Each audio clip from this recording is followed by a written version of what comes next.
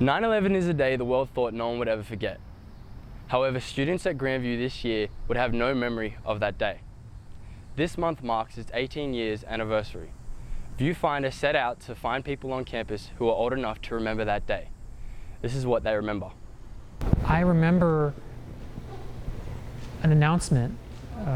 The principal gave an announcement over the intercom saying that some historic event had happened, and then our teacher turned on the TV and we saw the burning buildings. I remember just being confused, I think, as an 8th grader. I didn't quite know what that meant or what was happening.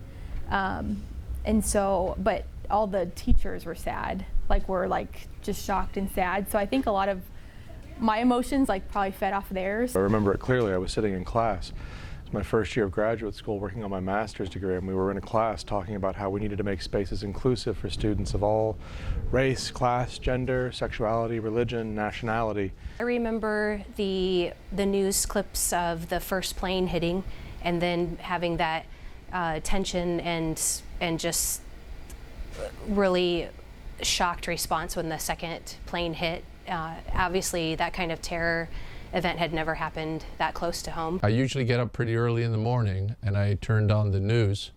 I don't know if it was CNN or whatever, but it had pictures of the airplanes crashing into the Twin Towers. I couldn't believe it.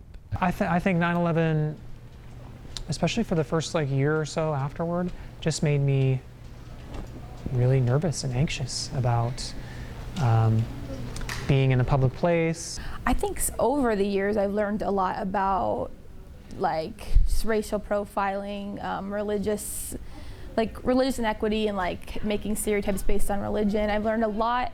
I think a lot of education came out around that.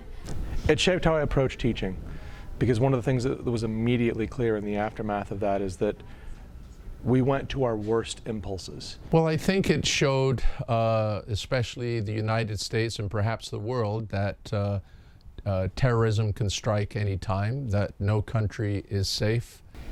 The personal stories for me really woke up the need for us to come together as humanity. It was a decision point for me whether I was going to be, again, fearful and bitter, or whether I was going to focus on the way that the nation rallied around that. I was in graduate school at Nebraska, and the chancellor had to send out a mass email to the entire campus reminding students not to take out their anger and their fear and their frustration on people who looked differently, had different religions, spoke different languages.